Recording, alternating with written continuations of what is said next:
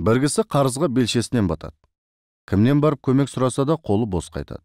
Ол бір күні Мұхаммед пайғамбардың қабіріне келіп, «Я Раббым, маған жәрдем бер» деп жалбарынып жатып ұйықтап кетеді. Түсінде пайғамбарды көріп, оған басындағы ауыр жағдайды айтып береді. Сонда пайғамбар: «Орныңнан тұр да қаланың ортасындағы зәулім үйге бар. Үйде бір бай тұрады. Үй иесінен қарызыңды өтеу үшін ақша сұра. Сенің сұраған 300 ділдәңді береді. Ол кісі әр түнде маған 10 салауат айтпай тұрып ұйықтамайтын еді. Кеше бұл әдетінен жаңылды. Осыны еске салсаң, ол саған сұраған ақшаңды береді» дейді. Ұйқысынан оянған адам бастапқыда көрген түсінің әсерінен айыға алмай біраз тұрып қалады. Содан кейін әлгі байдың үйін іздеп жүріп тауып алады. Қақпаны қағып ішке енеді. Қараса, қожайын үйілген таудай сабанды саубаумен ұрып, дән жинап отыр екен. Оны көргенде пақырдың көкірегінде мұндай сараң адам маған сонша ақшаны бере алар ма, әлде қателесіп келдім бе деген күдік ұялайды.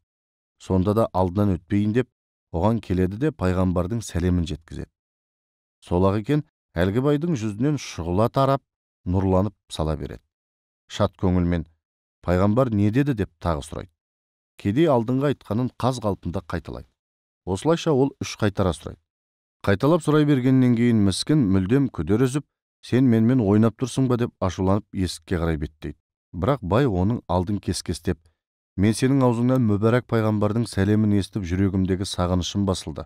Оған деген ізет құрметім одан сайын күшейді. Сондықтан құштарлығым артып 3 рет қайталап сұрадым. Әбден тыңдап көңілімнің шөлі қанды.